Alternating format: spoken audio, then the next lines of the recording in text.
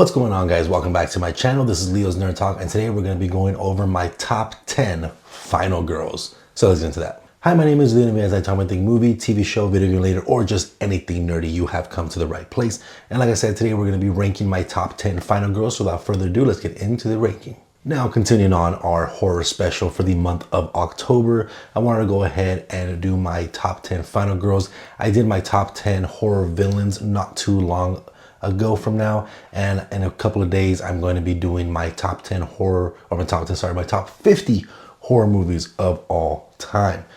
But with that being said, let's go ahead and get into my top 10. But actually, before I get started on that, make sure, guys, this is my top 10. I don't expect you guys to agree with me 100%. I am most likely going to piss off a lot of fans of some of these final girls that you guys are going to think should be way higher, and the ones that are high for me you think should be way lower. But for me, this is the way I interpret them. This is the way I rank them and how they affected me when watching these horror movies. But coming to my number 10, we're going to have Ginny from Friday the 13th Part 2. Now, inherently, I don't think the Friday the 13th franchise is as good of a franchise that people make it out to be. I definitely have some of them in there that are in my top 50 horror movies of all time, but overall, these definitely feel like more B-level horror movies. However, Ginny from Part 2 for sure is a standout, where she definitely takes charge, especially towards the end, where she figures out that Jason has been having Pamela's head, her sweater, kind of stuck in this kind of shack that he's been living out of.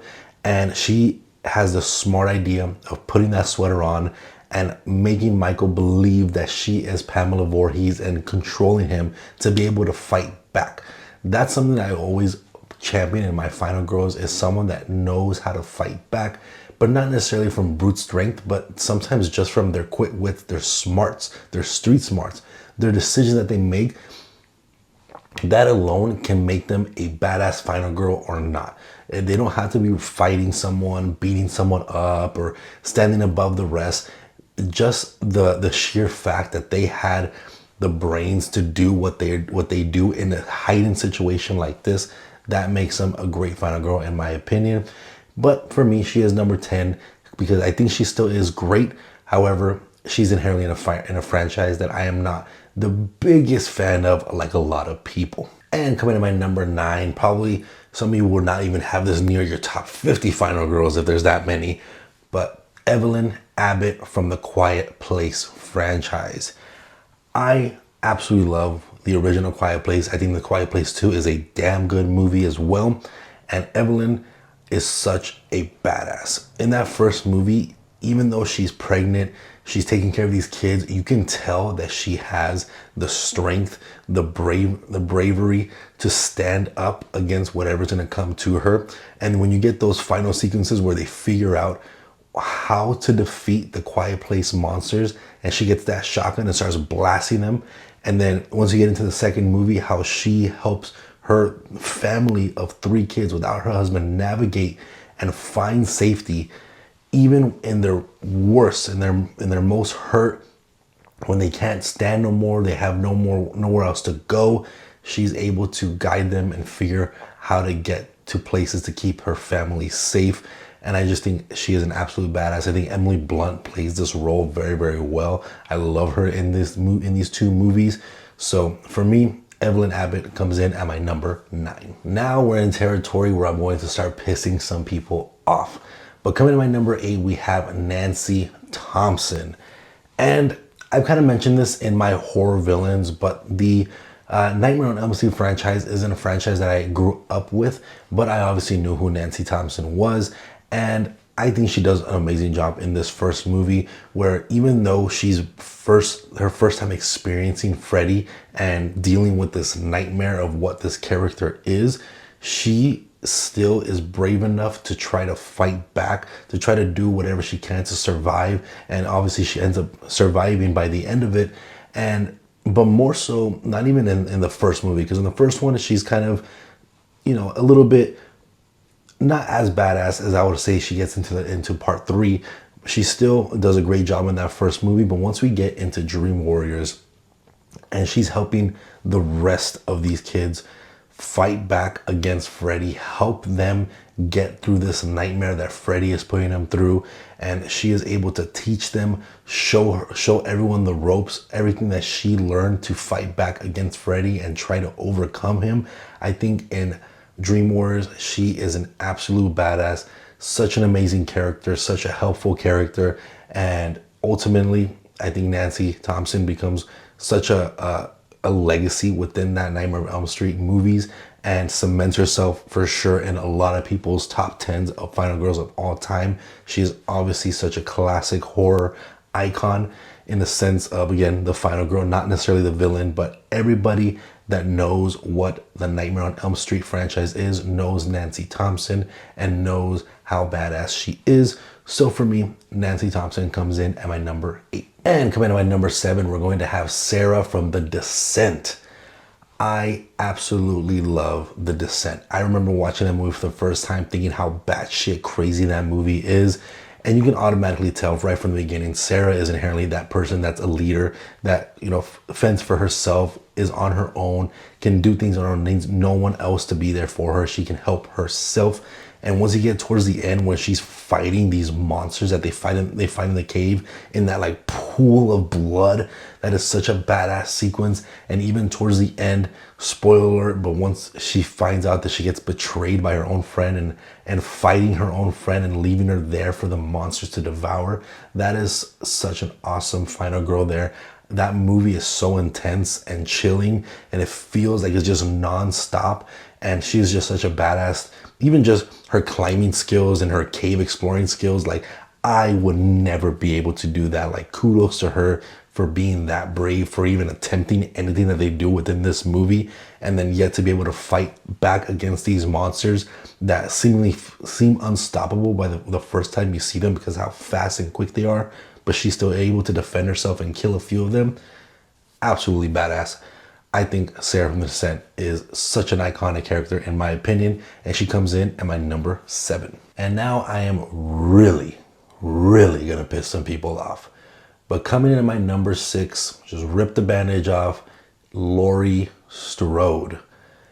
Hear me out. Laurie Strode in that first movie is a survivor. I don't think she is much of a final girl in that sense where she fights back. She really does a lot more of the running and hiding. And if it wasn't for Loomis being there to help her out, she most likely would have died. And I will stand on that mountain for forever. Even though I do think her character is still amazing within that movie, I don't think she really gets into that final girl type of state until maybe H2O, where she really does fight back. Actually, she's such a badass in H2O. But ultimately, I think Laurie Strode is just a great character in general. And even once we get to 2018, which inherently has some issues, I love that movie, 2018, Halloween 2018. It's one of my favorite horror movies of all time. I don't necessarily like the way they took her character in those few movies. So the Halloween franchise is strange, where some of the movies Laurie Strode is such an amazing final girl badass, and some of them she is just someone that is scared and paranoid, and they make her seem like the crazy one, especially in that 2018 Kills and Ends trilogy. She just seems like the crazy old lady that everybody knows about. She doesn't seem like the badass that we know Laurie Strode to be. So that's why she's kind of right in the middle of my list, because I think she has a lot of ups and downs.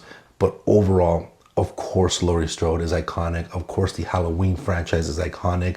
Even if we put this on just that first movie alone and none of the other Halloween movies existed, even with me thinking that she's more of a survivor in that movie and not necessarily a final girl, I think she can still make this top 10 for me as well, because I do like her character in that movie, regardless if I think she had the ability to fight back in that first movie or not. And for all the people that are probably screaming at me that why isn't she number 1, those are my reasons. I'm gonna stick with it. I'm gonna die on that mountain. So for me, Laurie Strode comes in at my number 6. But coming in at number 5, we're going to have Maxine. And very similar to Laurie Strode, where in that first movie in X, I feel like she is more of a survivor than a final girl. She obviously escapes and is a badass. And I love Maxine as a character. I love her kind of dynamic and the way she acts, her personality. You know, I think she's just one of those girls that just doesn't give a fuck and just does what she does for her and only cares about herself, but not in a bad way. She does it because she knows no one else will. And even when we get to that final battle between the old lady and the old man, they kind of kill themselves more than Maxine actually fighting back against them. You know, the older guy has a heart attack, and then the old lady shoots a shotgun and she gets blown back and dies, and then she like runs over her head and stuff. But I still think her character, like I said, very much like Laurie Strode, is just such a good, complex character where even if I see her as more of a survivor than a final girl, she still is such a badass, and I just love her character and her dynamic within that movie that she would for sure make my top 10 regardless. And then even going into the movie Maxine, I think even more so, she's more of a badass. She definitely fights back a lot more. Still sort of, for the somewhat a little bit of a survivor. You know, you have the cops to help her out a little bit, and some of the other policemen and things like that. But overall, I generally enjoyed where they took her character in Maxine as well. So ultimately, I absolutely love the character of Maxine. And for me, she comes in at my number 5. But coming in my number 4, we have Sienna Shaw from the Terrifier franchise. And oh my God, I already loved her in Terrifier 2. I love the way they took her character. I love this whole dynamic of the Valkyrie and how she's kind of the good person that's supposed to go against Art. And we build a little bit more about that of that lore within Terrifier 3. And I love the way they take her character in Terrifier 3, where you have her as more of a broken person, but not in a very cliche way where you're just kind of being like, oh my God, here we go. She's depressed. She's going through a rehab and stuff like that. She takes that depression and she does something with it. She is still strong enough to fight against Art the Clown, and I'm so excited to see where they're going to take this lore. And even Laura Rivera, the person that plays Sienna Shaw within the Terrifier movies, said that she took a lot of inspirations from other final girls like Mia, Laurie Strode, things like that. And you can definitely see that clearly on screen. And she is just such a strong person, and I believe she's even a real MMA fighter in real life. So you can definitely tell when she's fighting against Art that she has the skills to actually fight back. And I can't wait to see where this lore goes with her, of her fully becoming the Valkyrie and taking on Art and the demon and finishing this once and for all, hopefully. So, but for me, Sienna Shaw is just such an absolute badass, and I absolutely love her in these movies. She has quickly become one of my favorite final girls of all time, as you can tell. So she comes in at my number 4. But rounding off the top 3, we have Mia from Evil Dead 2013. Evil Dead 2013 is one of my favorite horror movies of all time. I don't want to tell you where it is on that list because you'll see so once we do my top 50 horror movies of all time. But I absolutely love the way they do Mia's character, where we get introduced to her. She's a previous drug addict. Her friends are trying to help her kind of detox and, you know, go through rehab, and they go to this cabin so that she can be alone and try to stay away from all these drugs. And she starts going crazy, and the demon goes into her, and she becomes, for a majority of the runtime, the main villain. And I love that because it subverts your expectations of this character, where you go through the entire time trying to figure out who is going to be your final girl within this movie.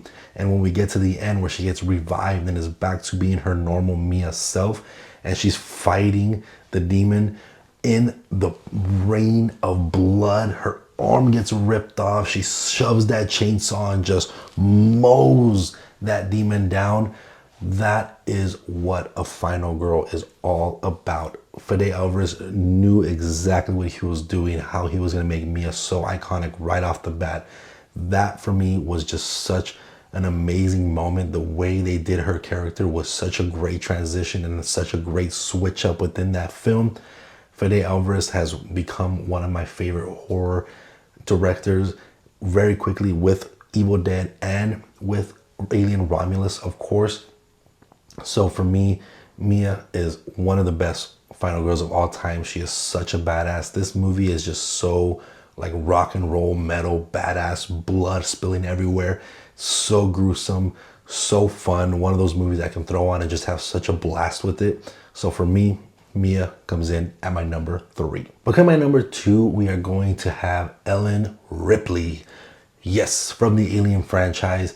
Ellen Ripley is just an overall badass. There's no question about it. I just love how she just takes charge. She comes in to this and just shows everybody up. In that first movie, I love how right off the bat you can tell that she has that dominance. She inserts herself in such a leader role right off the bat and starts taking control once they start figuring out that there's some crazy stuff going on with an alien that's on board.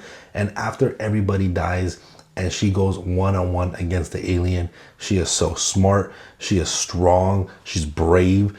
She is just everything you need within a final girl. And then when you go into Aliens, the way she takes charge and makes all of these military people seem like weaklings and she just stands above the rest, that is so fucking badass. I absolutely love Ellen Ripley. And then you get that iconic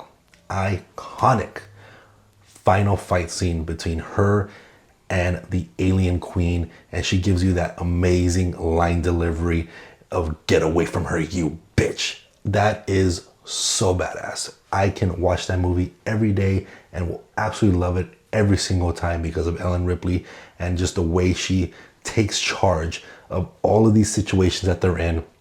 And even in the later movies like Alien 3, they kind of do her a little dirty, but I can be okay with it. And then when we get into Resurrection, it's obviously not Ripley, it's a clone of her, but even so, I do enjoy her in that movie as well. But those first 2 movies, she is absolutely amazing. So for me, Ellen Ripley comes in at my number 2. Becoming my number 1, we have Sidney Prescott. I absolutely love Sidney Prescott as a final girl. In that first Scream movie, you can tell that she is such a person that is so independent. And even when it gets to the ultimate reveal, even though you can tell that she's scared and worried about her own life, you can see a little bit in her eye that she's trying to figure out how she's gonna get away from this situation, how she's gonna fuck these 2 motherfuckers up. And then she becomes Ghostface herself, does a little switch up, calls them in, starts messing with them, kills both Billy and Stu in such an absolute great way. She is just such a badass. And even when we get into the later movies, she never falls flat. You know, they never give her the Laurie Strode treatment, as I call it, where as she gets older, she gets more crazy and more paranoid. Never ever in that franchise does she ever let down. Does she ever let her guard down? Does she ever let the past ruin her life or put her life in a certain trajectory? She takes charge of her own future, her own abilities to fight against whatever comes against her. So regardless of where she is in her life, she is an absolute badass, doesn't take shit from nobody. So for me, Sidney Prescott comes in at my number 1. But let me know what you guys thought about my list. Share your top 10 final girls in the comment section down below. I'd love to hear all of you guys' thoughts. But again, if you guys like talking about anything movie, TV show, or video game related, make sure to hit that like and subscribe button. I'll see you guys on the next video. Thank you.